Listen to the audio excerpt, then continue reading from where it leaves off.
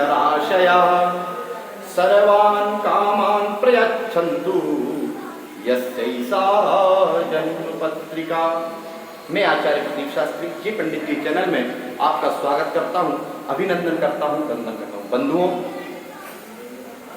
आज मुझे इस ज्योतिषी ने ये रत्न बताया, आज मुझे इस एस्ट्रोलॉजर ने इसका जाप पूजन बताया, या बंधुओं आज मुझे इस एस्ट्रोलॉजर ने इस ग्रह का दान बताया। इस भ्रम की स्थिति में जब आप दूसरे ज्योतिषी के पास जाते हैं तो वो उसके विपरीत बता देता है कि नहीं इसका दान नहीं, इसका रत्न पहनो, रत्न नहीं इसका आप जो है अनुष्ठान करवाइए, अनुष्ठान नहीं इसका आप उपाय कीजिए।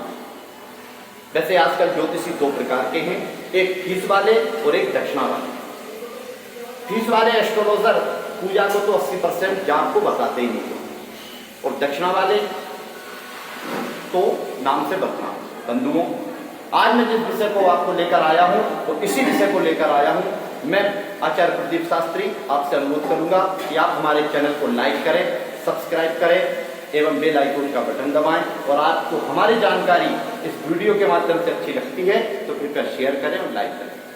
बंधुओं, जन्म पत्रिका में 9 ग्रह, 12 राशि और 12 भाव का पूरा खेल है। हमारे ज्योतिष शास्त्र में नवग्रहों के उपाय, ज्योतिष शास्त्र के जो उपाय हैं वो मुख्यतः 3 प्रकार के हैं। प्रथम जाप अनुष्ठान, द्वितीय रत्न धारण करना और तृतीय किसी ग्रह का दान करना। चौथा आजकल चलता है कि उपाय करना, तो आप किसी भी ग्रह का कर सकते हैं। तो बंधुओं, देखा जाता है कि जब आप किसी एस्ट्रोलॉजर या ज्योतिषी के पास जाते हैं तो एक ज्योतिषी आपसे कहता है कि आप जो है गुरु का पुत्राद धारण कर लीजिए। दूसरे एस्ट्रोलॉजर के पास जाते हैं तो वही आपके गुरु रत्न को बोलते हैं कि आप इसका दान कर दीजिए, और जब तीसरे के पास जाते हैं तो उसी ग्रह का बोल देते हैं कि आप इसका जाप पूजन अनुष्ठान कराइए। तो बंधुओं, आज हम जिस विषय पर चर्चा करेंगे वो यही विषय है। तो आज हम आपको बताने जा रहे हैं कि ग्रहों की स्थिति पे आपको क्या करना है। तो बंधुओं, प्रथमतः रत्न की बात करते हैं। आपको रत्न धारण कब करना है? रत्न धारण करने का जो शास्त्र में, ज्योतिष में बताया गया है उसका विधान ये है कि जो ग्रह आपकी कुंडली में शुभ फलदायक बैठा हुआ है किंतु वो 12 डिग्री से नीचे है, तो वहां पर यह विधान बनता है कि आपको उस ग्रह का रत्न धारण करना चाहिए। दूसरा रत्न किस ग्रह का करना है कि जो ग्रह नीच राशिगत हो गया हो, नीच राशि में किसी भाव में जाके बैठ गया हो, तो बंधुओं, और वो बहुत ही फलदायक है, आपका लग्नेश है उदाहरण के लिए, तो मान लीजिए वो आपका लग्नेश है तो आपको उसे बलवान करना है, किंतु वो नीच राशिगत जाके अपने आप को कंफर्टेबल महसूस नहीं करना है, उसको आपको बल देना है। और बल देने के लिए ज्योतिष शास्त्र में रत्न का विधान है, तब आप उस परिस्थिति में आप उस ग्रह का रत्न धारण कर सकते हैं। दूसरा विषय है बंधुओं कि दान करना। दान केवल और केवल नीच राशिगत ग्रह जो गया है उसी ग्रह का दान करने का विधान है। सभी ग्रहों का दान आप नहीं कर सकते। कुंडली के विश्लेषण के बाद पता चलता है कि ये कुंडली में ये भाव पे, इस भाव पे ये ग्रह नीच राशि में बैठा है, तो आप, और यदि वो ग्रह आपको अशुभ फल दे रहा है, शुभ फल नहीं प्रदान कर रहा है, तब उस ग्रह का आपको दान करना चाहिए। तीसरा उपाय है बंधुओं कि आपको पूजन पाठ कब कराना है। ये भी ज्योतिष शास्त्र में कुंडली के विश्लेषण पर निर्भर है।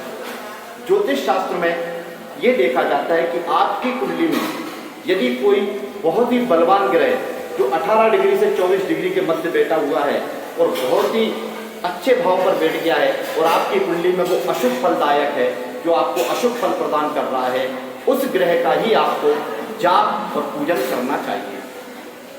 उदाहरणतः यदि आपका लाभेश जो बहुत ही शुभ है, जैसे सिंह लग्न में हम देखें तो आपका जो लाभेश है बुध है, और बुध जो है आपका लाभ योग कारक शुभ ग्रह है, क्योंकि वो धनेश है और इधर जाके लाभेश है। यदि वो ग्रह कमजोर डिग्री में है, कमजोर डिग्री में है तो वो ग्रह तो आपका शुभ हो गया, किंतु उदाहरण के लिए सिंह लग्न में शनि अकारक होते हैं। यदि शनि उच्च के बैठ जाए तो वो ग्रह बलवान हो जाएगा, लेकिन वो आपकी कुंडली में अकारक है। इसीलिए बंधु आपको उस ग्रह का जाप करना पड़ेगी। वो केवल जाप और उसके अनुष्ठान से ही प्रसन्न होगा, ना कि किसी के दान करने से और ना रत्न पहनने से। यदि आपने अशुभ ग्रह का रत्न पहन दिया तो उसका बल बढ़ जाएगा और वो आपको और नुकसान देने लगेगा। इसलिए बंधुओं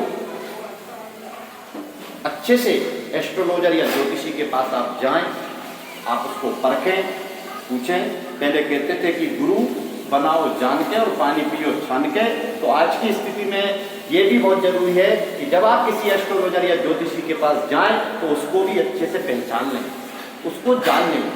कुछ बातें ज्योतिषी आपकी कुंडली को देखकर, आपकी दशा महादशा को देखकर आपके बिना बताए भी बता देते हैं, क्योंकि ग्रहों का स्वभाव है जब वो अंतरदशा दशा महादशा में चलेंगे तो उनका जो काम है वो आपकी बॉडी या आपके व्यापार या आपके परिवार पे असर डालेगा।